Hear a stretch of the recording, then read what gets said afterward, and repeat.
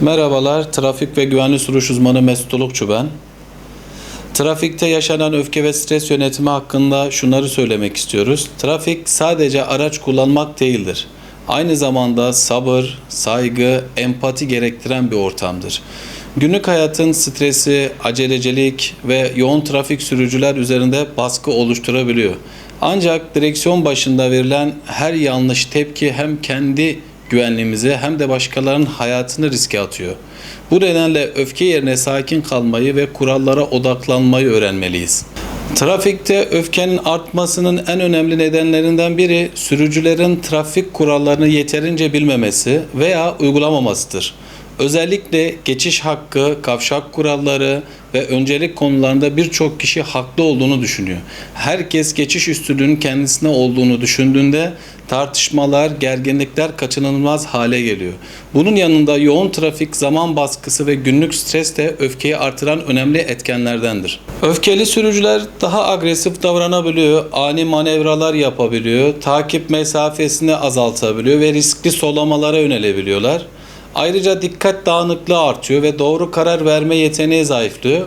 Birkaç saniyelik öfke yıllarca sürecek pişmanlıklara neden olabiliyor. Öfke, sürücünün reflekslerini ve muhakeme gücünü olumsuz etkiler. Hız ihlalleri, yakın takip, ani frenler ve dikkatsizlik kazaların başlıca sebepleri arasındadır. Trafik kazalarının önemli bir bölümünde sürücü hataları bulunuyor ve öfke bu hataları artıran en büyük etkenlerden biridir. Öncelikle trafik kurallarını iyi bilmek ve uygulamak gerekir. Kendimize sürekli önemli olan önce geçmek değil, güvenli bir şekilde varmak düşüncesini hatırlatmalıyız. Trafikte kişiselleştirmeden hareket etmek, birkaç dakika geç kalmayı sorun etmemek, takip mesafesini korumak ve derin nefes alarak sakin kalmak öfke kontrolünde oldukça etkilidir. Trafik eğitimi sadece araç kullanmayı öğretmez. Aynı zamanda trafik kültürünü, saygı, sabrı ve doğru davranışları da öğretir. Kuralları bilen sürücüler hem daha bilinçli hareket eder hem de gereksiz tartışmaların önüne geçer. Elbette son dönemde uygulanan caydırıcı cezaların trafik düzenine olumlu katkı sağladığını görüyoruz. Ancak eğitim olmadığında cezaların etkisi de bir noktadan sonra sınırlı kalıyor.